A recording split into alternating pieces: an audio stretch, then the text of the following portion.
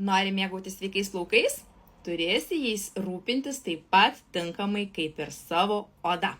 Na, jeigu nori švelnių, minkštų, stiprių plaukų, tikiu, kad šie keli patarimai tau tikrai pravers. Pirmiausia, šampūną rinkis pagal savo plauko tipą. Antra, nepamiršk palepinti plaukus kondicionieriumi arba kauke. Trečia, neskubėk šukuoti šlapių plaukų, leisk jiems bent truputį pradžiūti.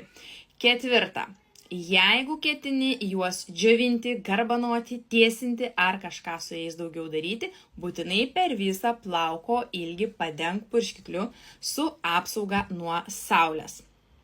Penkta, pasirūpink tinkama temperatūra, kai trenki galvą.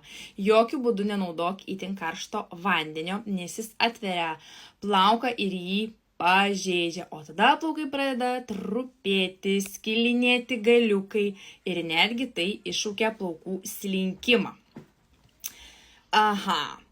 Kai plauni, kad nepamiršau visko pasakyti, net pasižymėjau. Kai plauni galvą, netrink per visą plauko ilgį šampūnų. Užteks ištrinti viršugalvį, o jau kai plausi vandeniu, šampūnas pasiskirstys per plauką ir tikrai jam to užteks.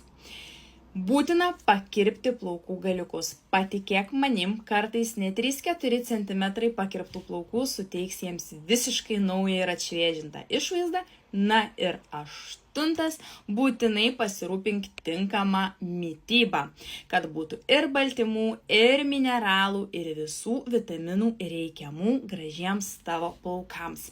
Na, o jeigu ieškai, vis dar esi paieškose, ar nežinai, ką vienu ar kitu atveju naudoti savo plaukams, parašyk man ir aš padėsiu išsirinkti tau visas reikiamas priemonės tavo plaukams, kad jie būtų sveiki, švelnūs ir stiprūs.